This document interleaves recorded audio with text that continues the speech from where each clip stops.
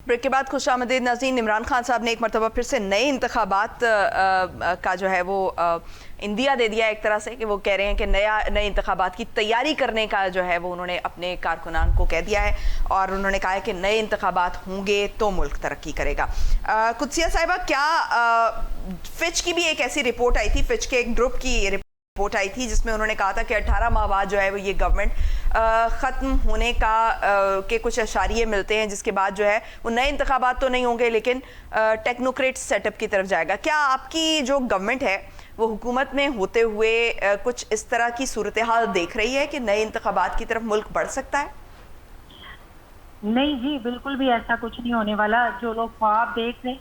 आपकी आवाज़ थोड़ी ठीक नहीं आ रही। मेरी आवाज़ आ रही है? जी जी, आपकी आवाज़ आ रही है। ठीक है। देखिए जी, पाकिस्तान मुस्लिम लीग नून का एक ही बयानिया है और वो सिर्फ और सिर्फ मजबूत, मुस्तहकम और खुशहाल पाकिस्तान है।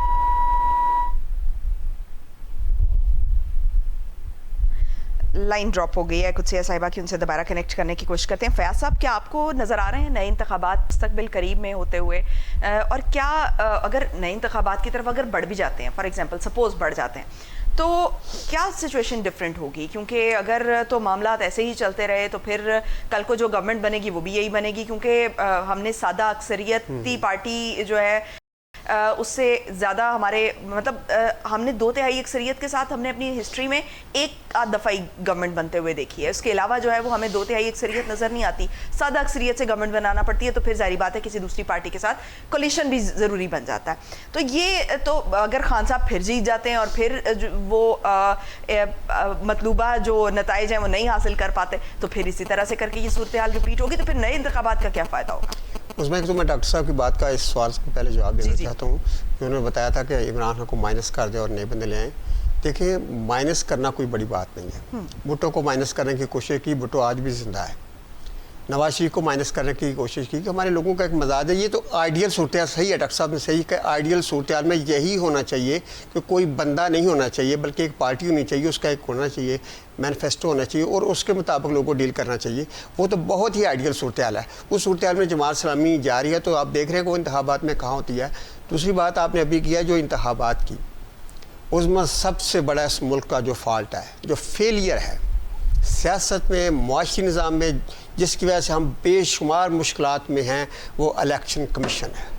हमारे मुल्क में इलेक्शन कमीशन का वो रोल सही नहीं है जो होना चाहिए। जब तक इलेक्शन सही नहीं होंगे, शफाफ नहीं होंगे और उस वक्त तक कुछ भी नहीं हो सकेगा। अभी आप कह रहे हैं ना कि इमरान खान की पार्टी जाओ दूसरों के साथ क्यों नहीं मिलकर बैठती, वो कैसे बैठे? देखिए, मेरा उनसे कोई तल्लक नहीं है, लेकिन एक पार्टी कहती है कि इलेक्शन जीती है और वो हारने वाले हुकूमतें बैठे हैं तो उनके साथ कैसे बात करें? लेकिन कहीं ना कहीं कसूर तो उनका भी है ना। आप ये देखें कि अगर वो जीती है तो उनको कहा गया था कि आप किसी के साथ मिलकर गवर्नमेंट बना लें। अब उनके साथ बैठेंगे नहीं तो ऑब्वियसली वो गवर्नमेंट बनेगी। उस तरह की बात नहीं है। उस तरह उतनी सीटें भी तो नहीं मिली। उनका जो क्लेम है, मैं नहीं कह रहा उनका जो क्लेम है उतनी सीटें मिली। मैं ये समझता हूँ कि सबसे बड़ा फॉल्ट हमने इलेक्शन कमीशन को सही करना है। इलेक्शन सही इस मुल्क में करवाने हैं। इलेक्शन अभी आप कह रहे थे कि इलेक्शन हो सकते हैं कि नहीं हो सकते। अगर इसी माहौल में इलेक्शन करने, इसी तरह इलेक्शन करने तो उनका क्या फायदा है? एक नया मसला पैदा हो जाएगा, एक नई लड़ाई पैदा हो जाएगी। तो फिर कैसे ही खान साहब ये एक्सपेक्ट करें कि ये माहौल चेंज? पहले अभी हमारा जो मसला है, तमाम सियासी पार्टियों को बैठकर ये सोचना चाहिए, अगर वो इस मुल्क से मुखलस हैं, अगर उनकी नीयत सही है, अगर उनकी नीयत सिर्फ इक़्तिदार है और अपने दुश्मन को ख़त्म करना तो अलग बात है। चाहे वो नून लीग है, चाहे पीपल्स पार्टी है या PTI है, उन सबको बैठना चाहिए और नीयत के साथ बैठना चाहिए कि हमने इस मुल्क में इलेक्शन सही कराना है। चाहे हमें नुकसान हो, हम हारें जीतें, जब उनका इनर नीयत के साथ सामने आएगा ना और एक सही इलेक्शन की तरफ जाएगा और इलेक्शन को मानेंगे और इलेक्शन के जो इलेक्शन का जो इदारा है वो भी सही हो और जो दूसरे इदारे हैं वो भी खुदा के लिए इसको प्रोटेक्ट करें कि इलेक्शन सही हो। कोई भी जीत जाए, थोड़ा सा बर्दाश्त करें ना कि जीतने दें लोगों को। अगर वो हारते हैं तो हारने दें। आपने क्यों बदल करना और फिर लोगों को मिसाइल में डालना? तो इस जो मसला है इसका दोबारा इलेक्शन की अभी आप बात करेंगे होंगे कि नहीं होंगे, इस माहौल में इलेक्शन कराने का तो कोई फ़ायदा ही नहीं होगा। मेरे ख्याल में इन सब को बैठकर मिलकर अगर ये इस मुल्क से मुखलस हैं, इस मुल्क के अवाम से मुखलस हैं तो बहुत हुकूमतें कर ली। आप जानते हैं उज़्मा के कई जमातें ऐसी हैं जिनको 2-2, 3-3 ट्रेनर हो गए हैं, वज़ीर आला बने, वज़ीर आज़म बने, कितनी मौजें करेंगे। अब इस मुल्क का सोचें, इस मुल्क के अवाम का सोचें और सही मानों में बैठ जाएँ जिद ना करें, किसी को ख़त्म करने की कोशिश ना करें, मैदान में आएँ और इलेक्शन कमीशन का ऐसा बनाएं, इलेक्शन का सिलसिला ऐसा बनाएं कि सही इलेक्शन हो और जो सही पार्टी जीते तब कहीं जाकर। लेकिन ये एक बड़ा डिफ़िकल्ट प्रोसेस है, इसमें नीयत जो है इन लोगों की ठीक करनी होगी। इनको अंदर जो है ना एक वो लालच और मुफाद, पार्टी मुफाद, सिर्फ अपने आप को सही नहीं कहना चाहिए, जो गलत है उसको गलत कहें चाहे खुद गलत हो। गलती का एतराफ़ भी करना चाहिए। 2018 में जो पीटीआई ने किया उनको एतराफ़ करना चाहिए। 2018 में जो हमने किया वो गलत था और वो मुल्क के लिए गलत साबित। उसमें आप देख रही है ना कि पीपल्स पार्टी कह रही है कि वो सीटें हमें दे दे, नून लीग कह रही है जो सीट भाई क्या आपका पार्टी ने तो कहा है कि हमें वो देखे ना, नहीं जो मखसूस सीटें हैं तो ये अच्छी बात। अगर किसी का इस नून लीग को भी कहना चाहिए कि जिसका हक बनता है खुदा के लिए अपना हक मांगो, हक के लिए लड़ो। जब आप अपना हक से ज़्यादा मांगोगे तो फिर आपका मुफाद आ जाएगा तो मुल्क की सियासत को नुकसान हो गया। कुदसिया साहिबा, आपकी बात जो है वो बीच में कट गई थी, तो मैं चाहूँगी कि आप अपनी बात कंटिन्यू करें कि नए इंतखाबात जो हैं वो क्या आपको नज़र आ रहे हैं मुस्तकबिल करीब में? देखिए, ये सारी रूमर्स हैं, बेशक जो मर्जी कहे, लेकिन हमारा जो पाकिस्तान मुस्लिम लीग नून का एक ही बयानिया है और वो सिर्फ और सिर्फ है मजबूत, मुस्तहकम और खुशहाल पाकिस्तान। हमारे कायदीन ने कभी भी मुल्क की सलामती के मुनाफी कभी भी कोई काम नहीं किया। हमेशा मुस्लिम लीग नून ने मुल्क दुश्मन कुव्वतों की सरकोबी के लिए अपनी सियासत की कुर्बानी दी है। हमने हमेशा मुल्की इदारे और मुल्क कौम की सलामती और बका के दामन रहे हैं। हमने अपनी सियासत जो है वो दाव पर लगा दी, मगर मुल्क पाकिस्तान की सलामती और बका पर कभी समझौता नहीं किया। और रही बात इमरान खान की, तो मैं समझती हूँ कि इसने जो खून की गोली खेली और इंतशार की सियासत की और गाली गलौज का कल्चर दिया और सोशल मीडिया के जरिए हसास इदारों पर हमले करवाए, इस पर तो इमरान नियाजी को आर्टिकल 6 लगनी चाहिए और मिलिट्री कोड में ट्रायल भी होना चाहिए, ताकि आइंदा जो ये मुल्क हमने कलमे की बुनियाद पर लिया है ना, इस मुल्क के ऊपर कोई मैली आंख से ना देख सके और वतन के खिलाफ इतनी खतरनाक साजिश ना कर सके। देखिए, एक चीज मैं कहना चाह रहा हूँ, उसमें एक चीज बड़ी इंपॉर्टेंट है। देखिए, जब तक इलेक्शंस जो है ना, ये खुद पॉलिटिकल पार्टीज भी इलेक्शन के अंदर रिफॉर्म्स नहीं जाती है। अगर प्रॉपर इलेक्शन रिफॉर्म्स हो जाए, सारी पार्टियां मिलकर बैठ जाए, तो सारे इलेक्शन ईमानदारी से होना शुरू हो जाए। मेरी आवाज आ रही है? जी आ रही है। दूसरा जो पॉइंट है, सबसे पहले इलेक्शन रिफॉर्म्स की बात है। दूसरा जो अभी इमरान खान साहब की जो पार्टी का इशू है, इसमें देखें, अगर ये इंट्रा पार्टी इलेक्शन करवा लेते और प्रॉपर फेयर इलेक्शन करवा लेते तो आज ये पावर में होते। प्रॉब्लम तो ये है कि काजी फाइज ने जब ये फैसला दिया तो गलती तो इनकी अपनी है। एक और पिछले 2 साल इलेक्शन पार्टी के अंदर जो पोलिटिकल पार्टी इलेक्शन नहीं करवा सकती, बेशक वो मुस्लिम लीग है या पीटीआई है, कोई भी पार्टी है, अगर आप अपनी पार्टी में इलेक्शन नहीं करवाएंगे, आप किस तरह जस्टिफाई करते हैं जी? आप कहते हैं हम इस मुल्क को लीड करेंगे, हम जो है ना एक पूरी डेमोक्रेटिक पोलिटिकल पार्टी, यहाँ पे अनफॉर्चुनेटली पार्टी के अंदर ही डिक्टेटरशिप है। सेकंड जो बात है ना, हम हर चीज का इल्जाम एस्टेब्लिशमेंट पे, आर्मी पे देते हैं, ऐसी बात नहीं है। वो पाकिस्तान की कस्टोडियन है, पाकिस्तान को बचा रहे हैं वो लोग। हमें कुछ ना कुछ जो है ना, हर जगह हमें सब लोगों को, तमाम पोलिटिकल पार्टीज को, तमाम स्टेक होल्डर्स को बैठना पड़ेगा इलेक्शन रिफॉर्म्स के लिए और उनको मुल्क को एक ऐसे तरीके से चलने के लिए छोड़ना पड़ेगा जिससे मुल्क जो है ना तरक्की के रास्ते में चले। अब जहां तक ये बात है नए इलेक्शंस की, ये आप मुझे बताएं, इतने अरबों रुपया लगा के पहले इलेक्शन हुए हैं, उसके बाद आप दोबारा करवा दें, जब तक रिफॉर्म्स नहीं करेंगे इलेक्शंस के, ये फटा फिर दोबारा वही शुरू हो जाएगा। वो अगर पीटीआई जीतेगी तो मुस्लिम लीग नून नहीं बनेगी। नून ने जी फजलुर रहमान साहब कहेंगे कि जी मुझे क्यों निकाला। बात यह है कि फजलुर रहमान साहब की पार्टी जो जितना भी पॉलिटिकल कैपिटल था वो केपीके में था, वो तो सारा इमरान खान ने लिया है। बात यह है कि ये पार्टी के इश्यूज जो है ना, ये पहले इन सब पार्टीज को एक प्लेटफॉर्म पे बैठ के डिसीजन मेकिंग करनी पड़ेगी और एक एजेंडा पे एग्री होना पड़ेगा कि जी इलेक्शन में तमाम फोर्सेस जो है ना वो हम रिफॉर्म्स करें और उसके बाद हम इलेक्शन को इनसे लिखवाएं कि इलेक्शंस को मानेंगे। कभी आज इलेक्शन करवा ले, कोई पॉलिटिकल पार्टी नहीं बनेगी विदाउट रिफॉर्म्स। ठीक, डॉक्टर साहब, आपकी शमूलियत से पहले मैंने एक सवाल रखा था कि बरतानवी अरकान पार्लियामान जो हैं वो उन्होंने इमरान खान की रिहाई का मुतालबा किया है और दूसरी तरफ हमने ये देखा कि जो एक इजलास हुआ अमरीकी हाउस फॉरेन अफेयर्स कमेटी का, उसमें भी जब डोनाल्ड लू से सवाल किए गए तो उन्होंने भी ये कहा कि इमरान खान और उनकी पार्टी पर पिछले 2 साल से जो है वो दबाव जो है मौजूद है। तो जो ये एक बैरूनी दुनिया से हिमायत आ रही है, आप क्या समझते हैं कि किस हद तक इफेक्टिव हो सकती है? और दूसरा ये कि जो इमरान खान साहब जो हैं वो उन्होंने अपनी गवर्नमेंट खत्म होने के फौरन बाद जो है वो एक एंटी वेस्ट कार्ड खेला था। तो क्या आप समझते हैं कि वो वाला सारा मामला जो है वो अमेरिका और इमरान खान के दरमियान जो है वो रिजॉल्व हो गया? नहीं, वो रिजॉल्व नहीं हुआ। देखें, ये जिस तरह करारदादें पास हो रही है, यूनाइटेड नेशन में भी किया, उधर अमेरिका के अंदर हुई है, बरतानिया के अंदर ये चल रहा है। इसके अंदर एक बड़ी इंपॉर्टेंट चीज़ है, जो इंटरनेशनल लॉबीज है, जो इन्होंने जो PR फर्म्स हायर की हुई हैं, ये सारी उनकी बड़ा स्ट्रॉन्ग रोल प्ले कर रही है। मैं समझता हूँ कि इसमें थोड़ा मुस्लिम लीग नून की हुकूमत का भी फेलियर है। इनके जो एम्बेसडर्स बाहर बैठे हुए हैं, ये भी पैसा पुट इन करें, पब्लिक रिलेशन कंपनीज को वहाँ पे हायर करें, लॉबिंग करें, ताकि वो इमेज बताएं और इमरान खान के बारे में बताएं कि ये कहाँ पे स्टैंड करता है। प्रॉब्लम ये है कि अब हम अपनी जंग जो इस मुल्क की चारदीवारी मुल्क के अंदर होनी चाहिए थी, अब वो इंटरनेशनल प्लेटफॉर्म पे लड़ी जा रही है। क्या इस तरह की सिचुएशन के अंदर जो हमारी सिक्योरिटी एस्टेब्लिशमेंट है, जो इस मुल्क को बचाना चाह रही है खतरात से, मुल्क को मजीद टूटने से बचाना चाह रही है, वो ये बर्दाश्त करेंगे एक ऐसे कंट्री में जाके आप करारदाद पास करवाएं पाकिस्तान के खिलाफ? अब मुझे बताएं, फलस्तीन के ऊपर तो करारदाद पास नहीं हो रही, उनसे डेली बंदे मार रहे हैं, और अमेरिका के प्लेटफॉर्म के ऊपर आके वो यतनाहू कह के जा रहा है जी वो इक्का दुक्का बंदे मरे हैं। पूरी दुनिया के मीडिया में 49,000 बंदा मर गया है। तो ये वहाँ पे अमेरिका वो वहाँ पे तालियां बजा रहे हैं। बात यह है कि वहाँ पे तो रेजोल्यूशन से पास नहीं होती कोई भी करारदाद। अब पाकिस्तान के खिलाफ जब एक पार्टी के लिए, एक बंदे के लिए जो जेल में बैठा हुआ है, उसके लिए करारदाद पास हो रही है। इसके पीछे आप समझे, ये एब्सोल्युटली नॉट नहीं है, ये एब्सोल्युटली यस है। और दूसरी बात यह है कि हमें अपने बॉर्डर से बाहर लेके जाने की बजाय विद इन बॉर्डर इसको रिजॉल्व करने की जरूरत है। आप जितना इस चीज को खिलारेंगे, जितना इससे क्या हो रहा है, पाकिस्तान का इमेज डैमेज हो रहा है। आप अपने दुश्मनों को हल्लाशेरी दे रहे हैं। अल्टीमेटली तमाम पाकिस्तान की पॉलिटिकल पार्टी से, अगर खुदा न खास्ता कुछ होता है तो इसी आर्मी के पीछे झुकना पड़ेगा, इनके साथ इनको बूस्ट करना पड़ेगा, क्योंकि यही बचाएंगे ना। कल आपका दुश्मन अंदर आ जाए, अंदर से मुल्क डिसइंटीग्रेटेड होना शुरू हो जाए, कौन बचाएगा? पॉलिटिकल लीडर्स तो अपनी अनाव से बाहर ही नहीं निकल रहे।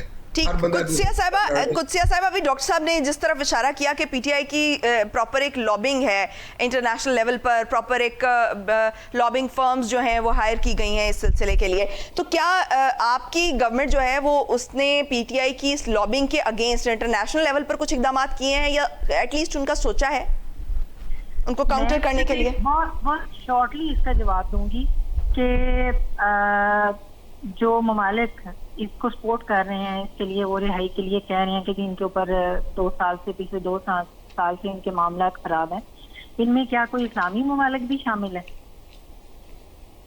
इस्लामी ममालिक तो इनको पसंद नहीं करते ना। ये सिर्फ और सिर्फ यहूदी जो लॉबिंग है वही इनको सपोर्ट कर रहे हैं।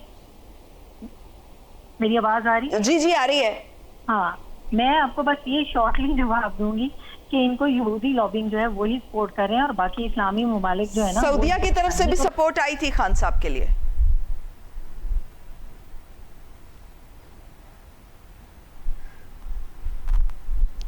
मेरा ख्याल है लाइन जो है वो फिर ड्रॉप हो गई है।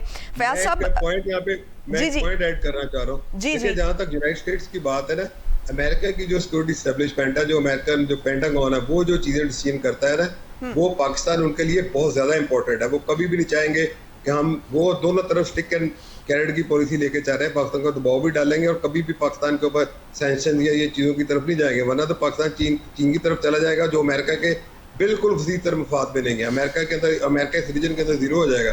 अमेरिका कभी भी नहीं चाहता, अमेरिका दोनों तरफ चलेगा, उधर स्टिक एंड कैरेट पॉलिसी के साथ चलेगा, इधर भी थोड़ा सा प्रेशर डालेगा, उधर भी थोड़ा सा प्रेशर डालेगा। पर जो अमेरिकन सिक्योरिटी एस्टेब्लिशमेंट का जो माइंड सेट है ना, इसको आप समझे, जो पेंटागन जिस तरह सोच रही है, वो कभी भी पाकिस्तान को अपने हाथ से निकलने नहीं देगी। और उनके टेक मुज़ाकरात पाकिस्तान की सिक्योरिटी एस्टेब्लिशमेंट के साथ हो रहे हैं, क्योंकि जो आर्मी के साथ उनके साथ लॉयजर है, उन्होंने इतने साल 20-25 साल अफगानिस्तान में रशिया के खिलाफ जंग लड़ी है, और जो टेररिज्म के इशूज़ है जिसपे ग्लोबल कंसर्न्स मौजूद हैं इस चीज़ों के ऊपर, तो वो जो चीज़ें होती हैं ना, जो आपकी एक डीप रूटेड जो स्ट्रेटजिक इंटरेस्ट होते हैं, उनको भी मद्देनजर रखा जाए। इस करारदाद पास होने से ठीक है, थोड़ा बहुत फ़र्क पड़ेगा उसकी यकजहती के लिए। आप ये कह रहे हैं ना कि वो एक पाकिस्तान की फॉरेन पॉलिसी के ऊपर या पाकिस्तान की सिक्योरिटी पॉलिसी के ऊपर इसका बहुत दूररस नतायज होंगे।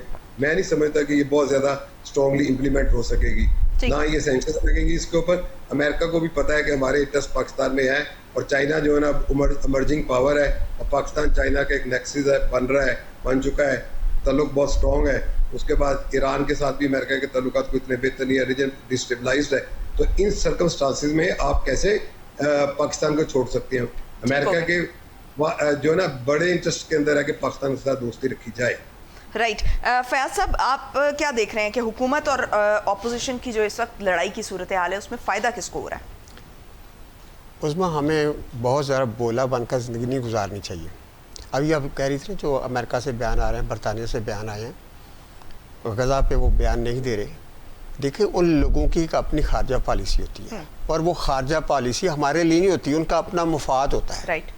वो जो ये बयान दे रहे हैं ना कि अपोजिशन के चंद बंदे पकड़े गए तो अमेरिका ने बयान दे दिया है और गज़ा पे और फ़लस्तीन पे नहीं दिया, वो अपनी पॉलिसी को फॉलो कर रहे हैं। उनको हमारे साथ कोई लेना देना नहीं है, ना उन्हें हमारे मुफाद की परवाह है। वैसे म्यूचुअल मफादात होते हैं जी, जिन पर नहीं अपने जो ज़ाती मफाद है, हर मुल्क के अपने ज़ाती मफाद, कोई दोस्ती नहीं होती। वो अपने खारजा पॉलिसी दुनिया भर में ज़ाती मफाद की होती है। हम कहते रहते हैं कि वो हमारे बरादराना तलका है, दोस्ताना तलका था, लेकिन हर मुल्क का अपना एक मफाद होता है। और दूसरी मैं एक बात कंक्लूड करूँ, अगर जब हमारे अंदर इत्तेहाद नहीं है, हमारे मुल्क में इत्तेहाद नहीं है, हमारे मुल्क के लोग एक दूसरे के दुश्मन, एक दूसरे से मिलना नहीं चाहते, बात करना नहीं चाहते, एक दूसरे को नीचा दिखाना चाहते हैं, ख़त्म करना चाहते हैं, जमहूरियत नाम की है उसका कोई चीज़ नहीं यहाँ पे, तो फिर हम दुनिया से गिला क्यों करते हैं? क्यों हम कहते हैं कि अमेरिका ये कह रहा है, बरतानिया की कोई तंजीम कह रही है? भाई क्या हम दुरुस्त हैं? अगर हम दुरुस्त हों, अगर हम सही हों, तो किसी की जरूरत नहीं है कोई बात करे, क्योंकि हम दुरुस्त नहीं हैं। हम जब एक पार्टी के साथ होता है तो हम उसका तमाशा देखते हैं, दूसरी पार्टी के साथ होता है तो उसका तमाशा देखते हैं, और जो इस्टेब्लिशमेंट के नाम पर उनको भी बदनाम कर रहे हैं। देखिए, फ़ौज भी हमारा एक बहुत मोहब्बत करने वाला इदारा है। हमें फ़ौजियों से डरना नहीं चाहिए, एहतराम करना चाहिए, मोहब्बत करनी चाहिए। वो उस एहतराम वाले इदारे को हमने क्या किया है? तो हमारी अंदर जो यूनिटी है ना, इस मुल्क में जो यूनिटी है, वो जब तक नहीं होगी, हमारी सियासी पार्टी अपने मुफादात से हट कर नहीं निकलेंगे, तो दुनिया के लिए तो मौका है। अमेरिका भी आएगा, बरतानिया भी आएगा, कनाडा भी आएगा, वो हमारी लड़ाई पे तनकीद करेंगे। आप नेचुरली देख रहे हैं, आप मोहल्ले में घर में लड़ाई हो जाए तो पड़ोसी रिश्तेदार उसको एंजॉय करना शुरू कर देते हैं, वो तो एंजॉय करेंगे। तो असल तो मसला ये है कि हमारे घर का मसला है। हमारी सियासी पार्टी को इतनी अकल नहीं है, पूरी दुनिया के विजिट करते हैं प्राइम मिनिस्टर साहब, वो सोचते नहीं हैं कि हमें थोड़ा सा आगे बढ़कर चीज़ों को देखना चाहिए। हम ऐसी बातें क्यों करें, इतने भी हम क्यों हो गए कि हम अपनी ज़ात के लिए, अपनी पार्टी के लिए, अपनी हुकूमत को कायम रखने के लिए हर जायज़ नाजायज़ तरीका इस्तेमाल कर रहे हैं कि नहीं, हमसे इक़्तिदार ना जाए, हमसे इक़्तिदार जाने दे, इक़्तिदार को छोड़ दें, इक़्तिदार को। इतने बड़े दिल कहाँ से आए, इतने बड़े कहाँ से इनको मिले? और जब तक ये बड़े जैसे कहते हैं ना, अब दूसरे मुल्कों में ठीक है, उनकी अच्छी रवायत में, बुरी रवायत में, लेकिन देखें बाइडन ने फैसला किया, दूसरे को कर दिया है। तो ये है दुनिया में, वो जब जाते हैं तो साइकिल पे चले जाते हैं, वो बॉदर ही नहीं करते। तो हमारी मारूसियत के आप देख रहे हैं कि जब ये जाते हैं तो जाते नहीं हैं, जाने को दिल ही नहीं करता, पर कोशिश ये होती है कि इनके अपने ही आ जाएं और अपने ही मुल्क चलाएं। तो जब तक ये चीज़ें चलती रहेंगी तो इस मुल्क में ये फिर यही हालात होंगे। हमें कंक्लूड करते हैं कि हमें अपने अंदर यूनिटी, इस मुल्क में यूनिटी और इस मुल्क में इदारों में अंदरूनी प्रॉब्लम्स अंदरूनी तौर पर जो है वो हल होने चाहिए। डॉक्टर साहब, ये जो हाइब्रिड निज़ाम जो है ये जब से आया, क्या आप समझते हैं ये इफेक्टिव है? और अगर ये निज़ाम जो है वो पूरी तरह से राइज हो गया तो नुकसान किसका होगा? और क्या सियासी जमातें जो हैं उनके पास इसका कोई काउंटर मौजूद है, काउंटर प्लान मौजूद है? देखिए, काउंटर प्लान में तो ये सबसे पहले तमाम पॉलिटिकल पार्टीज ये तहिया कर लें कि हमने मिल के चलना है, और हम पॉलिटिकल लोग हमने असेंबली के प्लेटफॉर्म के इन मसाइल को हल करना है। हमने सिक्योरिटी एस्टेब्लिशमेंट की तरफ नहीं जाना, उनसे जो गाइडेंस लेनी है सीख कर ले, और अपने मामला हम असेंबली के फ्लोर पे बैठ के हल करेंगे। असेंबली के फ्लोर के ऊपर तो गाली गलोच और जनाब हल्लड़बाजी, और जब बिल पास होता है, डिबेट होती है, छोड़ के बाहर चले जाते हैं, तो किस तरह मसाइल हल होंगे। दूसरी बात यह है, आपने हाइब्रिड निज़ाम की बात की है, तो ये बात जो आप पूरी दुनिया में है, पाकिस्तान के मुताले में हिलरी क्लिंटन ने कहा था ये डीप स्टेट है। मैं समझता हूँ कि ये जो जितने भी हमारे जो डिसीजंस हो रहे हैं, ये कोई एक इदारा नहीं, ये मिल बैठ के डिसीजंस होते हैं। उसमें आपके फॉरेन पॉलिसी, फॉरेन ऑफिस की इनपुट्स होती हैं, उसमें आपके प्राइम मिनिस्टर, प्रेसिडेंट की इनपुट्स होती हैं, उसके अंदर आपके सिक्योरिटी एस्टेब्लिशमेंट की इनपुट्स होती हैं। ये सारी चीज़ें मिल के कंसेंसस के साथ बनते हैं। जिस तरह नेशनल सिक्योरिटी काउंसिल बनी थी और उसके बाद कई सारे बाद में वो दोबारा ख़त्म हो गई, कॉन्स्टिट्यूशन के तहत फिर बन गई। उसमें ये था कम से कम डिफरेंट इशूज़ के ऊपर तमाम स्टेक होल्डर बैठते थे, कोई ना कोई उसमें वे आउट निकलता था। देखिए, जब तक ऐसा आप तमाम लोगों में जो डिफरेंसेस, जब तक आप एक टेबल पे मिलके नहीं बैठेंगे असेंबली के प्लेटफॉर्म में, उसके बाद सिक्योरिटी एस्टेब्लिशमेंट के साथ मिलाएं, जब तक आप आपस में डायलॉग नहीं होगा तो आप कभी सोल्यूशन नहीं कर सकते। हम उसी जगह पे रहेंगे। सोल्यूशन क्या है? सबसे पहले पार्टियों के अंदर फेयर एंड फ्री इलेक्शन हो। नंबर 2, इलेक्शन कमीशन जो है उसको चाहिए कि वो फेयर इलेक्शन करवाए, इलेक्शन रिफॉर्म्स किए जाए। Right. नंबर 3, ऐसा प्लेटफॉर्म बनाया जाए जहां पे तमाम स्टेक होल्डर्स, आपके जो पॉलिटिकल पार्टीज है उसमें यानी dialogue is the only solution. अगर डायलॉग करेंगी ये तमाम सियासी जमातें जो है वो एक टेबल पर बैठकर डायलॉग करेंगी, मुज़ाकरात करेंगी, बात करेंगी और एक सोल्यूशन की तरफ जाएंगी, तो ही जो है वो मुल्क आगे बढ़ सकेगा। बहुत शुक्रिया डॉक्टर हनान साहब आपका भी, फयाज अहमद वड़ाइच साहब आपका भी, और कुदसिया बतूल साहिबा आपका भी। नाज़रीन, आज के लिए इतना ही। अगले हफ्ते आपसे दोबारा मुलाकात होगी। मुझे दीजिए इजाज़त। पाकिस्तान की हमेशा पाइंदगी की दुआ के साथ। अल्लाह हाफ़िज़ नासिर।